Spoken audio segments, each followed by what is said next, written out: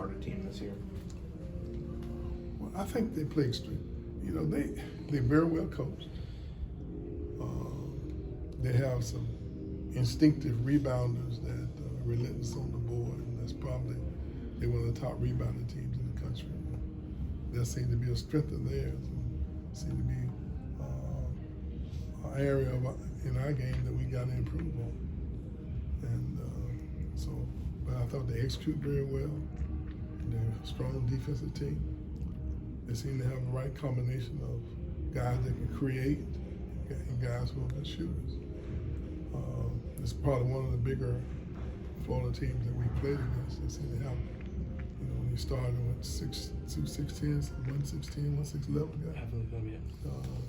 And at the post, which obviously we're not as tall as what we normally have been, but they are executing their system very, very well. And it's been an outstanding rivalry, I think, over the years. And I expect it to be another one of those types of games. Is it hard to know how you guys are going to handle going on the road for the first time with some new faces? I've never been one to worry about whether you're home on the road. We try to let our guys know the course 94 by 50 and the goals are 10 feet. Nobody's going to run out of the stands and block a shot or get a steal. However, from a coaching standpoint, it's easy to say it. But when you have a combination of basically inexperienced players and first-year players, sometimes it's a little more challenging for those guys going on the road. And we've had our moments when we've gone on the road and some of the guys didn't adjust to it mentally and emotionally. But I got a hunch that, we got a few guys who have played a little bit, and we don't have that many freshmen.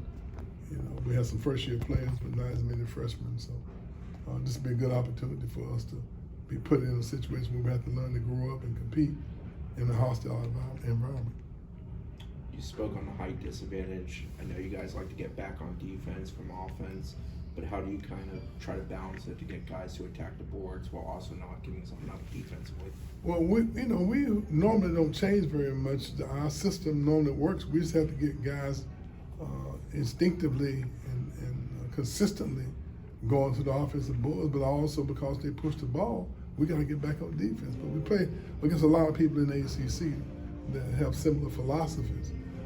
A team that gets out and runs, try to score in transition or score early in the offense, and then once they get in the half court, they do a good job of moving and executing the ball. So we got to go to the offensive boards when we're on offense, and we got to block out when we're on defense. That's simple. That's something you have to do all the time. So it should not be anything different than what we normally concentrate on. What does this rivalry mean to you and to the school?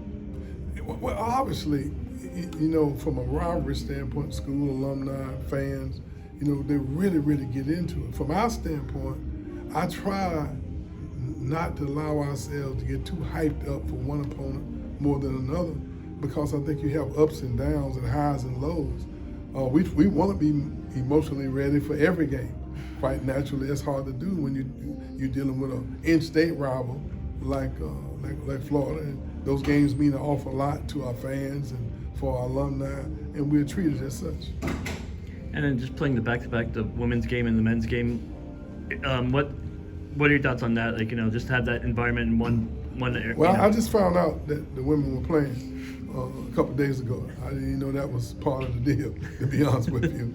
But I'm sure it adds a lot of atmosphere to their campus, having both Florida State teams there at the same time. But for us, we got to go out and compete, under whatever circumstances that we're facing. But I'm sure it'll mean a lot more to them. I'm sure they get hyped up on it. But from our standpoint, we just got to be ready to play. I'm sure our women will be ready to play, and then we got to make sure we're ready. With Josh and Jameer having so much experience in college basketball before, are they learning even though they're new players? Are they is the learning speed maybe faster once you start playing games?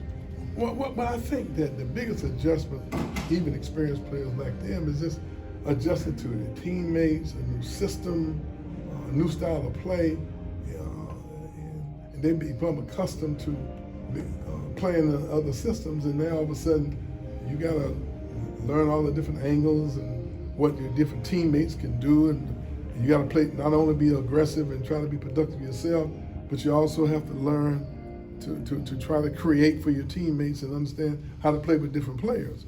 And that's an ongoing challenge for us with this particular team because we have a lot of our new guys we're depending on.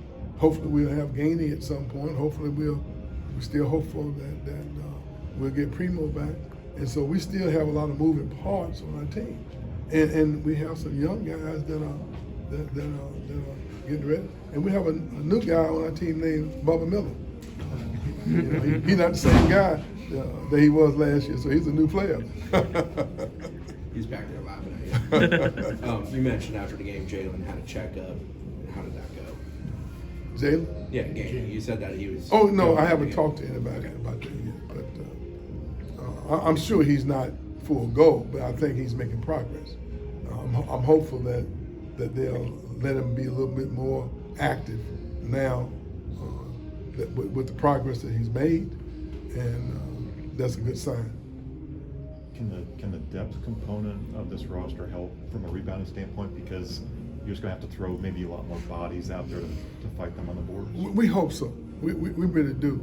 And the biggest challenge that I see with this team is that we still trying to get in sync. Still trying to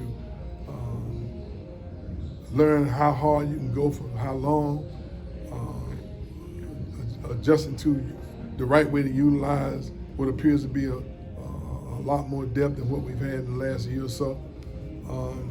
Also, just trying to blend our skills in with our system. It's not as easy as one would think when you're not only learning the system, but you learn to play with new teammates. And it's going to take several more games for us to kind of get in sync that way. We're making progress, but we're not quite there yet.